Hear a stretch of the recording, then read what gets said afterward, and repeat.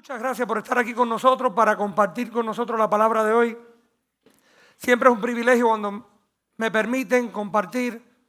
Siempre digo, no soy el mejor predicador, no soy el mejor pastor, aún posible puedo decir que no soy el mejor cristiano, pero el Señor me salvó a la edad de 16 años, me aparté de Él y más o menos los 30 años, como dicen, el pescado se trató de escapar, pero nunca me dejó escapar. Y gracias a la palabra de Dios he podido aprender y crecer. Y hoy es un privilegio poder pararme aquí adelante para compartir con ustedes. Un hombre pecaminoso, salvo por la sangre de Cristo, siendo transformado por el Espíritu Santo. Pero como dice Pablo, no he terminado la carrera. Y yo sé que muchos aquí están en la misma situación. Están en la carrera corriendo, algunos un poquito más atrás que otros, pero nadie ha llegado a la cima de la montaña. Llegamos el día que veamos a Jesús cara a cara. Pero muchos aquí son salvos ya. Estamos en el proceso de santificación. La salvación es un evento. La santificación o la santidad es algo que pasa en un proceso mientras el Espíritu Santo va cambiando nuestra vida. Y hemos estado en el libro de Santiago, a donde vemos al hermano de Jesús, como dijo el pastor Carlos, al medio hermano porque la misma madre, diferente padre, pero era su hermano, ¿verdad? Que escribe a los judíos que habían convertido en cristianos. En otras palabras, judíos que habían aceptado el evangelio, que habían puesto su confianza en Cristo, pero aún la iglesia era muy joven. Cuando Santiago escribe la epístola o la carta, los eruditos que han visto la historia, que han leído, que han estudiado, dicen que se escribió más o menos en el año 45 al 49 después de la venida de Cristo. Quiere decir que no hacían 15 años, 16 años que Cristo,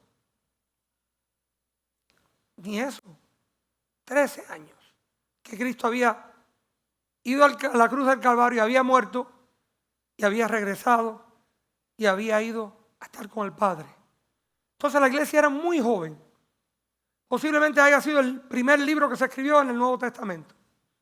Quiere decir, todavía no tenían escrituras de Pablo, de Pedro, aún de otros que escribieron, ¿verdad? Entonces, esta carta, aunque es pequeña, es muy poderosa, porque él comparte muchos de los puntos teológicos que había compartido Cristo en su vida. Los mismos ejemplos que Cristo había hablado, que Cristo había compartido Jesús. Aquí el hermano ahora lo destaca un poquito y habla un poquito más. Y es como decirle al cristiano joven, para vivir la vida cristiana tenemos que madurar. Hay ciertas cosas que tenemos que prohibir de hacer y otras cosas que debemos de hacer y practicar. Vamos a leer Santiago 5, terminando el libro de Santiago. Vamos a leerlo completo y después vamos a compartir diferentes puntos bíblicos, temas. Lean conmigo Santiago 5, dice, esto viene de la Nueva Traducción Viviente. Presten atención ustedes los ricos. Aquí vemos una advertencia. Dice, lloren y giman con angustia por todas las calamidades que les esperan. Su riqueza se está pudriendo y su ropa fina son trapos carcomidos por polillas. Su oro y plata se han corroído. Las mismas riquezas con las que contaban les consumirán la carne como lo hace el fuego. El tesoro corroído que han amontonado testificará contra ustedes el día del juicio. Así que escuchen, oigan las protestas de los obreros del campo a quienes estafaron con el salario. Los reclamos de quienes les cosechan sus campos han llegado a los oídos del Señor de los ejércitos celestiales. Sus años sobre la tierra los han pasado con lujos, satisfaciendo todos y cada uno de sus deseos. Se han dejado engordar para el día de la matanza. Han condenado y matado a personas inocentes que no ponían resistencia. Amados hermanos, ¿por qué le dice hermanos? Porque son creyentes, son de la familia. Dice, tengan paciencia mientras esperan el regreso del Señor. Piensen en los agricultores que con paciencia esperan las lluvias en el otoño y la primavera. Con ansias esperan a que maduren los preciosos cultivos. Ustedes también deben ser pacientes. Anímense. Anímense porque la venida del Señor está cerca. ¿Cuántos aquí de verdad creen que el Señor está cerca?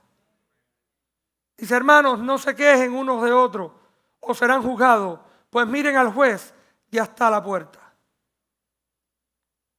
Amados hermanos, otra vez dice, tomen como ejemplo de paciencia durante el sufrimiento a los profetas que hablaron en nombre del Señor.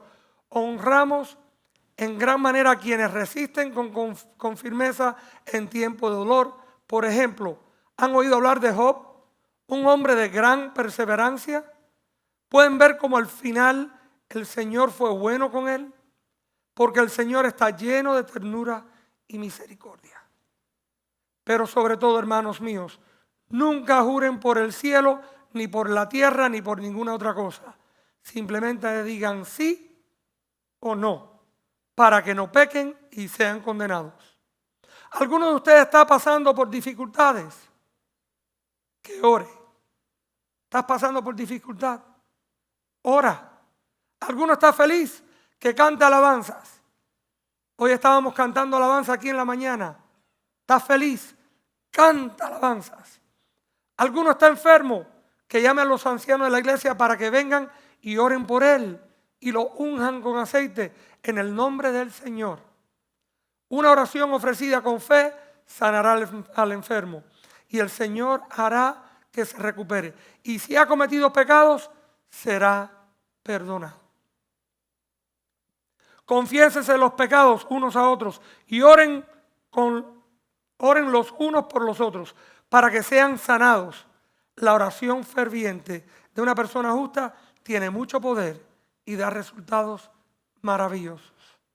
Elías era tan humano como cualquier de nosotros. Sin embargo, cuando oró con fervor para que no cayera lluvia, no llovió durante 3 años y medio.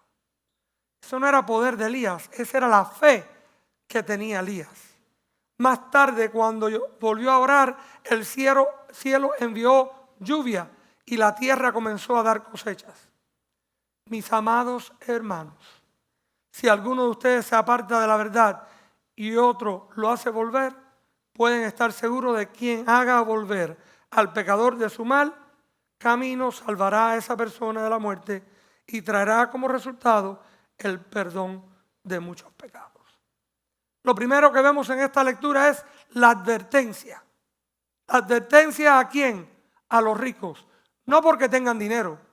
Tener dinero no es un pecado. Ser rico no es un pecado.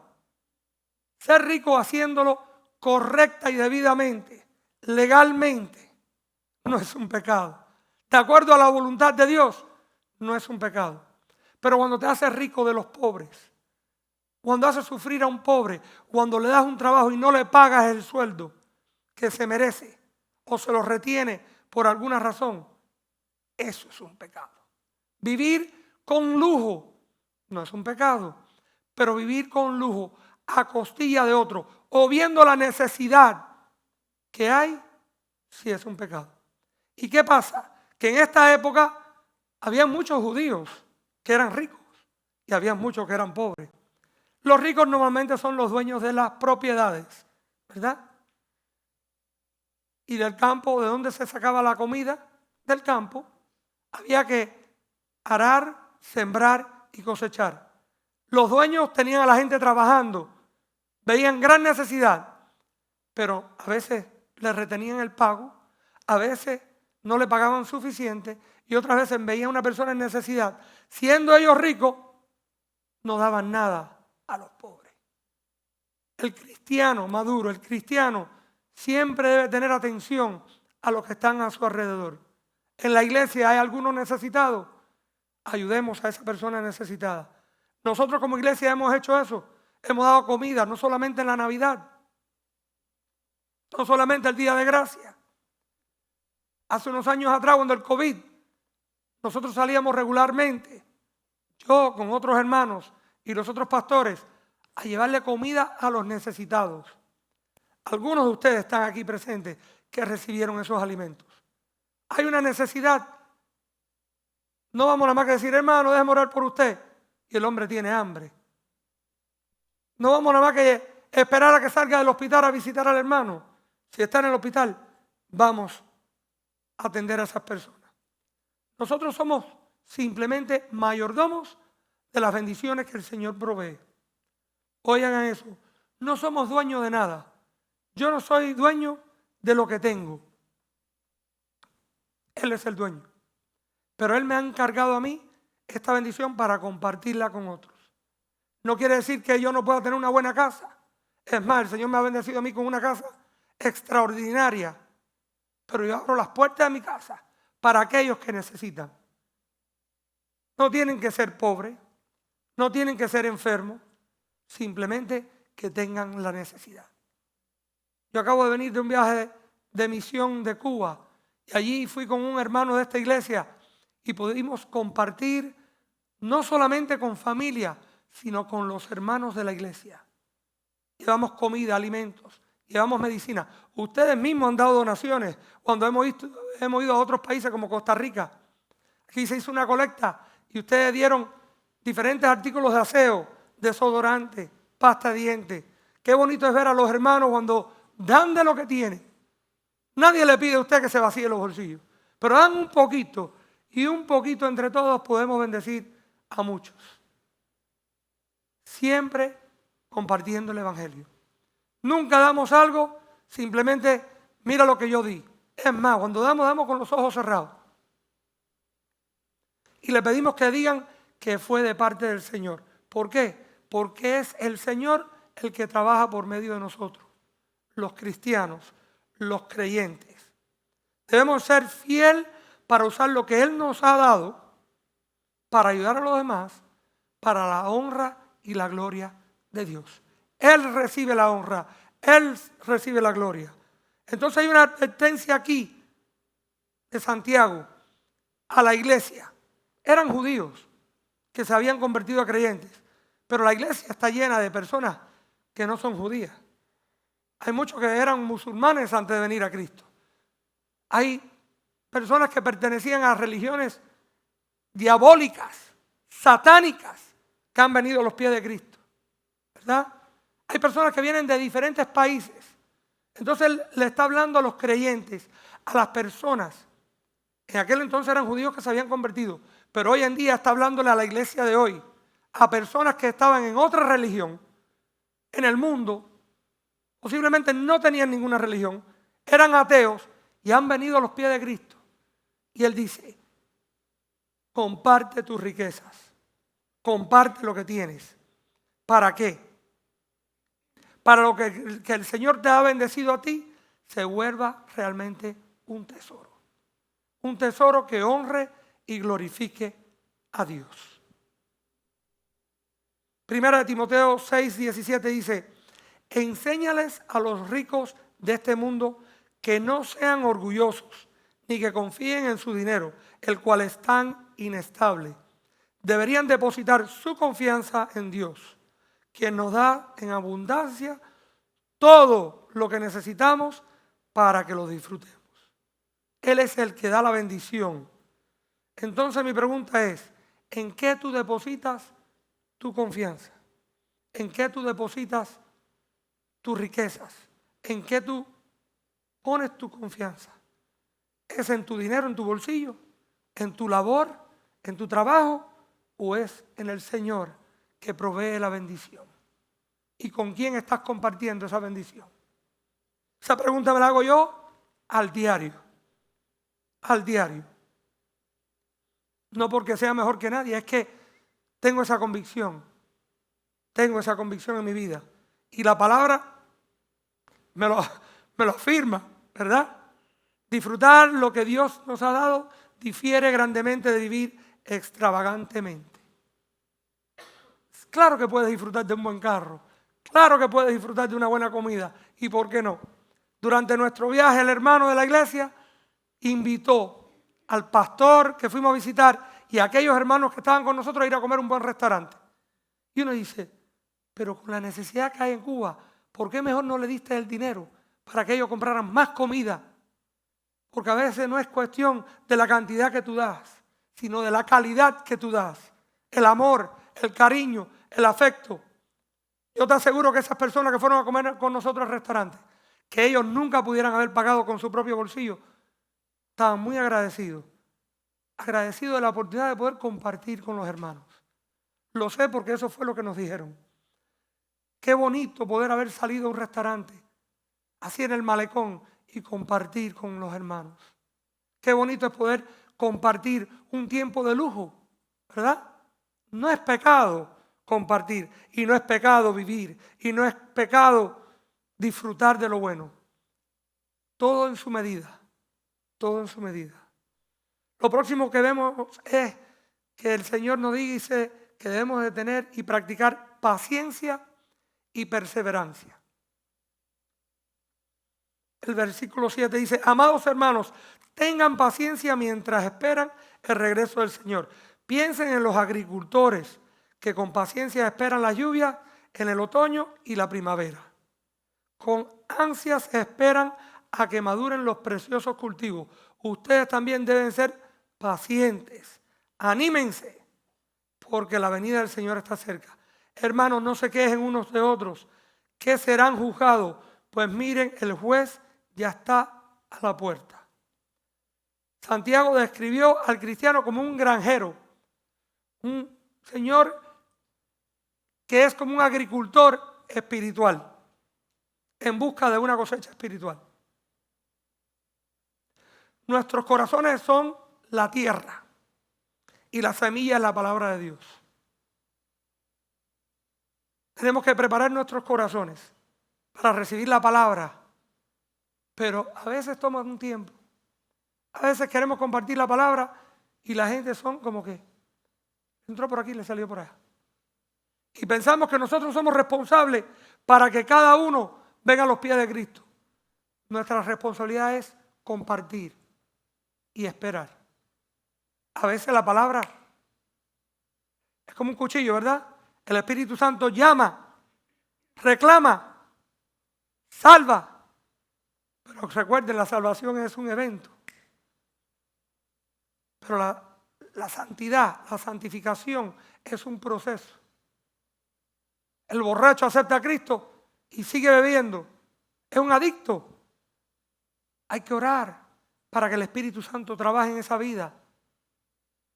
El drogadicto, el mujeriego, el que tiene el pecado de la avaricia, o como yo, la glotonería, ¿verdad? No es tanto lo que como, sino lo que como. El dulce, cosas que me hacen daño. Pero a veces el proceso toma tiempo para que el Señor vaya transformando nuestras vidas, nuestras mentes, aún nuestras acciones. La vida espiritual tiene estaciones o temporadas, así como la tierra tiene estaciones.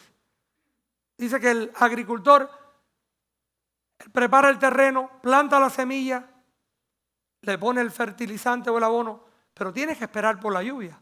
En aquel entonces no había regadillo como hay hoy en día, que tienen un pozo y le ponen la bomba y chuc, chuc, chuc, chuc, saca el agua y usted lo ve por allá afuera en los campos cerca de mi casa. Había que esperar a la lluvia. ¿Y cuándo viene la lluvia? Primavera y otoño. Hay un tiempo para sembrar y hay un tiempo para cosechar. Pero hay que tener paciencia. A veces nuestros corazones se ponen fríos, duros, y el Señor tiene que venir y arar la tierra, así como los agricultores aran la tierra, ¿verdad? Usan los bueyes, allá en Cuba los vi, en Pinar del Río, en la tierra del tabaco, hombres con bueyes, porque no tenían tractores, arando la tierra. ¿Para qué? Para suavizarla, ¿verdad?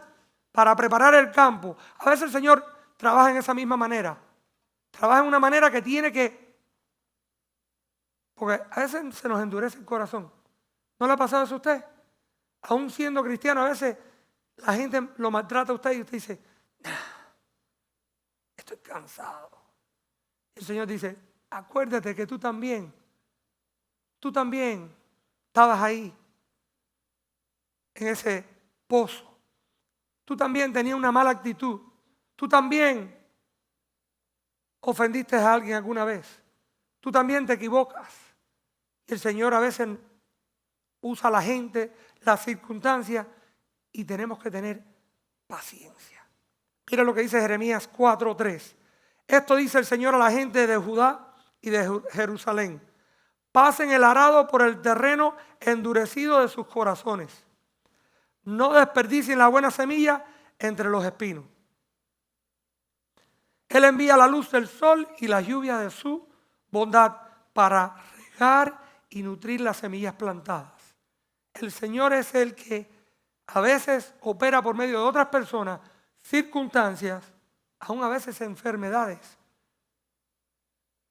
para trabajar, para moldear, a veces para quebrantar nuestro corazón, que está duro y hay que suavizar. Versículo 10 dice, amados hermanos, tomen como ejemplo de paciencia durante el sufrimiento a los profetas que hablaron en nombre del Señor. Saben que muchos de los profetas tuvieron que soportar grandes pruebas. Lo vemos en las Escrituras. Jeremías fue arrestado. Fue tirado en un pozo, como si fuera un traidor. Pero en medio de eso, el Señor lo alimentó, lo cuidó y lo guardó. ¿Y qué de Ezequiel? Aún, ¿qué de Daniel? ¿Qué pasó con Daniel y sus hermanos en Babilonia? Los leones, el fuego. ¿Cuánto castigo tuvieron que perdurar? Pero el Señor estuvo con ellos todo el tiempo. Aún los profetas que murieron, aún los discípulos de Cristo que los mataron, tuvieron que pasar por mucho. Pablo, pero el Señor siempre estuvo con ellos. Y el premio al final, la presencia del Señor. No hay milagro más grande, más bonito que el milagro de la salvación. Y si no me sana, voy a la gloria. Y si me sana, gloria a Él. Uno de los ejemplos fue la hermana Mirka, que fue con nosotros a Cuba y dio su testimonio en la iglesia. Que ella, teniendo un cáncer incurable, decía, Señor, tú me puedes sanar. Y si me sanas, la gloria la recibes tú. Y si no me sanas, la gloria la recibes tú, porque estaré en tu presencia. El Señor la sanó, da testimonio y le da la gloria al Señor. Pero sobre todo, versículo 12, hermanos míos, nunca juren por el cielo ni por la tierra, ni por ninguna otra cosa. Simplemente digan sí o no, para que no pequen y sean condenados. Cuando usted diga que usted va a hacer algo ausente, que usted no pueda porque no puede físicamente, hágalo. Piense bien antes que usted diga que usted va a hacer algo. Porque cuando usted dice algo, eso es un testimonio. Si el sí es sí y el no es no. Yo lo que hacía con mis hijos decía, vamos a ver. No decía ni sí ni no. Porque eran niños y a veces no se podía. Cuando decía, papi, es que no puedo. Pero tú me dijiste que íbamos a ir. Pero me llamaron del trabajo, no puedo decirle que no al trabajo. Y yo trabajaba madrugadas. He aprendido el sí y el no. Por eso que le digo, vamos a ver. Pero si digo que sí, juéguesela al canelo, como decía mi papá. Sí es sí y no es no. No haga juramento al cielo. No diga, yo lo juro por, eso que decía uno cuando era niño, por mi madre. Por Dios. Si yo digo sí es sí y si digo no es no. ¿Me tienes que creer o no? Punto. Después nos muestra el poder de la oración. Versículo 13 dice, alguno de ustedes está pasando por dificultades, que ore. Alguno está feliz, que cante alabanzas. La oración es ciertamente un privilegio alto y santo. Nosotros como hijos de Dios tenemos una posición muy particular. Usted sabe que usted es una creación de Dios, pero cuando usted acepta a Jesucristo como su Salvador personal, usted se vuelve un hijo adoptado de Dios. Ya usted no es solamente creación a la imagen de Dios, usted es adoptado a la familia de Dios. Y ahora usted tiene acceso directo a Dios. Usted no necesita ni a un cura, ni a un pastor, ni a nadie para acudir al Creador. Usted tiene acceso directo. Es como que el Señor le dio su celular personal. Usted puede, tic, tic, tic, tic. Quiero hablar con el Padre. ¿Quién llama? Miguel. ¿Miguel quién? El Hijo. ¿Por qué usted dice que es Hijo? Porque yo conozco al Hijo de Dios, que es Jesucristo. Directo a sexo. ¡Ping! No le deja un mensajito, no, directo acceso. El problema es que a veces nosotros no oímos la palabra de Dios y no oímos a Dios contestar nuestras oraciones porque pensamos que Dios es un títere, que nosotros podemos decirle, Pinocchio, y nosotros manejamos a Dios. ¿Usted sabe qué? Si alguien puede manejar a alguien, es Dios, puede manejarlo a usted como un títere. Y Él no lo hace. Porque Él lo quiere como un hijo. Él lo que quiere es que usted venga a Él y le diga, Padre, heme aquí. La oración, el poder de la oración. Orar con Dios. 7 veces en esta sección, Santiago menciona la oración. 7 veces en la palabra, Santiago habla del poder de la oración. Eficaz. Una oración es eficaz cuando tú eres cristiano. Y el cristiano maduro siempre viene en oración al Señor antes de hacer las cosas. Se me ocurrió una idea. Señor, si es tu voluntad, permíteme. Quiero ir para un trabajo. Señor, si es tu voluntad, ayúdame a poder acudir a ese trabajo. Señor, quiero invertir. Señor, ayúdame, que sea una inversión que te glorifique a ti. Habla con Dios. Dios escucha y contesta tus oraciones. Después dice, alguno está enfermo, que llame a los ancianos de la iglesia para que vengan y oren por él. Y él lo unja con aceite en el nombre del Señor. Una oración ofrecida con fe sanará al enfermo. El Señor hará que se recupere. Y si ha cometido pecado, será perdonado. Oiga eso. Y si ha cometido pecado, será perdonado. Confiésese los pecados unos a los otros y oren los unos por los otros para que sean sanados. La oración ferviente de una persona justa tiene mucho poder y da resultados maravillosos. Mira, yo le quiero decir a ustedes que yo no quiero oír cuál es su pecado. Ya no tengo interés en saber. Yo tengo los propios míos. Pero sí confiéseselo al Señor. Pero ahora usted tiene un problema que le está causando pecar. Si yo lo puedo ayudar, con mucho gusto. Si es una hermana, busque una mujer, otra hermana, para que hable con usted. Si es un caballero, busque otro caballero para que hable con usted. Busque un cristiano maduro para que pueda mostrarle lo que dice la palabra de Dios sobre ese problema que usted tiene. Usted no necesita un cura. El pastor no es un cura. Yo no estoy poniendo dominio sobre ustedes. Yo estoy aquí para servirle a ustedes. El pastor huele a ovejo. ¿Sabe lo que es eso? Apesta. Está en el campo. Me encanta. En Cuba, afuera en el calor, sin aire acondicionado, sudando en el campo, lleno de polvo, haciendo la obra del Señor. Sí, me gusta bañarme, me gusta el aire acondicionado, ¿eh? Pero cuando hay que salir al campo, salga al campo. Confiese sus pecados. A veces tenemos que confesar nuestros pecados a otra persona para que nos ayude. Nos ayude con ese pecado. Haga sus peticiones al Padre por medio del Hijo. También aquí vemos que la desobediencia a veces puede causar llevarnos a la enfermedad, ¿verdad? ¿Por qué habían tantos enfermos? A veces porque no somos obedientes a la palabra de Dios. Y Dios no le va a causar a usted una enfermedad, pero sí la puede permitir. Este mundo es el que te da la enfermedad. El pecado de este mundo es el que te da a ti la enfermedad. Pero en medio de esa enfermedad, ¿qué estás haciendo tú? ¿Estás glorificando como la hermana al Señor? ¿O estás amargo porque tienes un cáncer? ¿Y por qué me toca a mí si yo soy una persona buena? No hay ni uno bueno, dice la palabra de Dios. Pero en medio de ese cáncer, tú puedes glorificar al Señor. Y si es su voluntad y lo glorifica Él, Él te puede sanar. Mira el Salmo de David, Salmo 32 dice: oh, qué alegría para aquellos a quienes se les perdona la desobediencia, a quienes se les cubre su pecado. Sí, qué alegría para aquellos a quienes el Señor les borró la culpa de su cuenta. Los que llevan una vida de total transparencia. Mientras me negué a confesar mi pecado, mi cuerpo se consumió. Este es el rey David. Y gemía todo el día.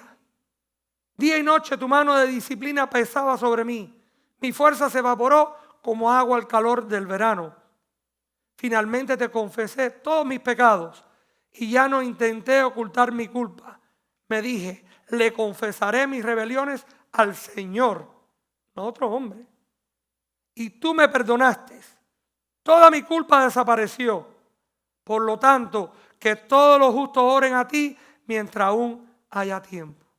¿Sabes cuánto tiempo tienes? Mientras tengas respiro. Mientras que puedas respirar, hay tiempo para confesarle tus pecados al Señor, para que te sane, para que te cure, para que te salve. Para que no se ahoguen en las desbordantes aguas del juicio. Pues tú eres mi escondite, me proteges de las dificultades, me rodeas con canciones de victoria.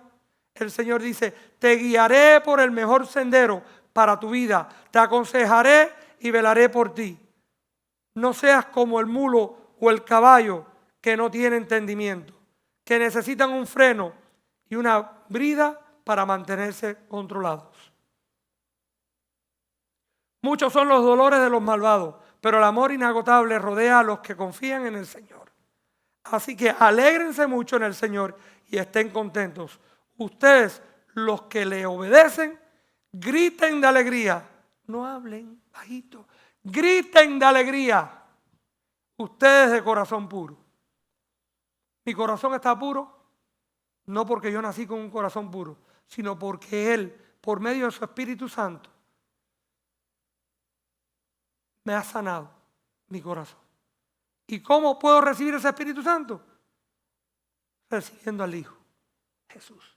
Poniendo mi confianza en Jesucristo, Él me da el Espíritu Santo y Él es el que hace mi corazón puro. Y yo cada rato le tiro churre, pango, porque vivo en un mundo pecaminoso. Mi carne pide más, esta carne pide más. Pero cuando vengo ante el Señor, Él perdona y se olvida de todos mis pecados. Segundo, el pecado afecta a toda la iglesia. ¿Estás viviendo en pecado? Eso es como un virus. Te pones a hablar con fulanito de menganito y menganito de ciclanito y cuando viene a ver la iglesia completa está hablando boberías. Cosas que no se deben de hablar, cosas que no se deben de compartir, cosas que no se deben de hacer. Es como un virus, como el COVID. Que venga alguien con el COVID y se sienta aquí en medio de la iglesia. Y todos los hermanos, mi hermano. ¿Y qué pasa? Todos se contaminan. Así es el pecado. No quiere decir que no haya una persona pecaminosa entre nosotros. Todos somos pecadores. Pero ¿a dónde estás poniendo tú tu confianza? Y si estás viviendo en pecado, ¿qué estás haciendo para remediar ese pecado? Y hermano, cuando alguien comparte un pecado con usted, no vaya a decírselo a otro. Trata de ayudar al hermano. Si necesita ayuda, vaya a un pastor. Claro que estamos aquí para eso. Pero no vaya chuchireando por toda la iglesia, porque es como un virus que contamina. Y tercero, aprendemos que la sanidad física y espiritual viene cuando se trata con el pecado. ¿Tienes un pecado en tu vida? Confiésaselo al Señor. Arrepiéntete. Dale la espalda al pecado. El pecado te va a seguir. no te equivoques, pero tienes, como dijo Jesús, apártate de mí. Satanás, apártate de mí. ¿En el nombre de quién? De Jesús. Después vemos la instrucción de Santiago para restauración. Por último, mis amados hermanos, si alguno de ustedes se aparta de la verdad y otro lo hace volver, pueden estar seguros de que quien haga volver al pecador de su mal camino salvará a esa persona de la muerte y traerá como resultado el perdón de muchos pecados. Yo me había apartado del Señor de más o menos los 17 años hasta los 30 años. Me había casado, había tenido hijos. En aquel entonces mi esposa no era creyente. Mis hijos estaban creciendo.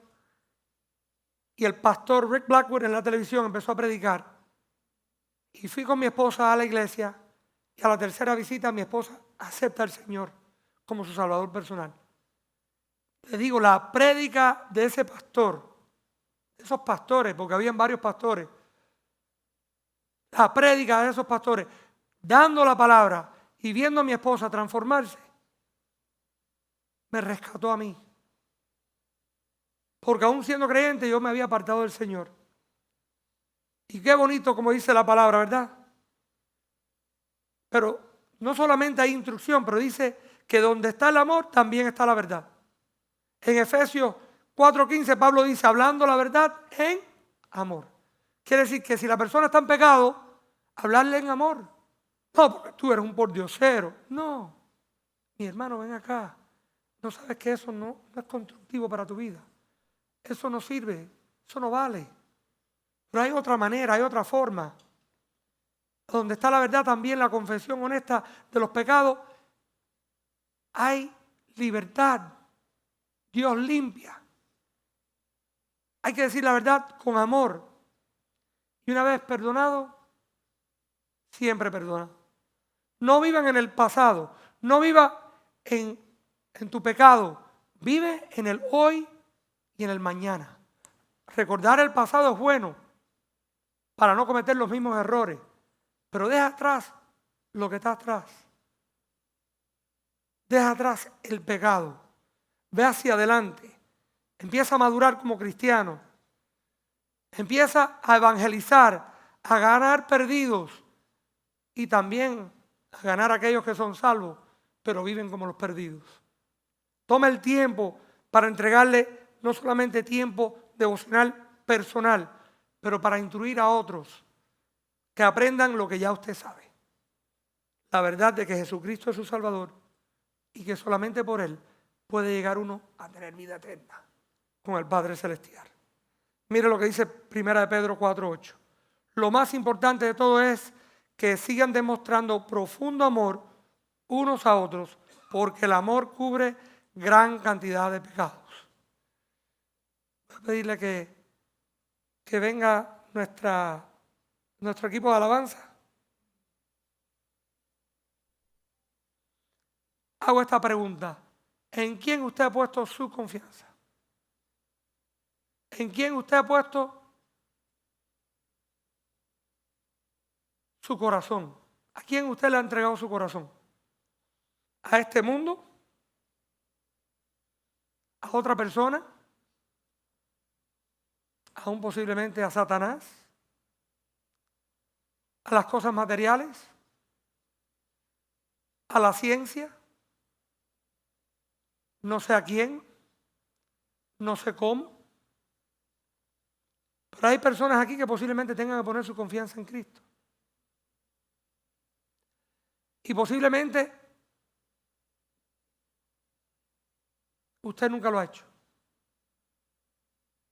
Hoy yo quiero invitarle a usted que venga a los caminos del Señor. Es posible que ya usted puso su confianza en Cristo, pero se ha apartado, como yo hice a los 16 años. Acepté al Señor en mi vida, tenía el fuego de Cristo, empecé a compartir y me empecé a apartar. Sabiendo siempre que era salvo, pero viviendo como si fuera del mundo. gracias a la fidelidad de Dios, regresé a los caminos del Señor. Hoy mis hijos son cristianos. Mi familia por la mayoría son cristianos. Mi madre, antes de morir hace 3 años atrás, aceptó al Señor mientras que estaba enferma. Es más, el pastor Arcadi, en una de las ocasiones que estaba visitando, fue conmigo junto con otros 2 pastores y le compartió el evangelio. Tengo un tío que está muy enfermo, está casi encamado. Él también ha aceptado al Señor. Y le doy gloria a Dios. Pero usted necesita tomar una decisión hoy. Le voy a pedir que cierren los ojos, incline su rostro un momento. Esto es una situación privada para usted, entre usted y el Señor.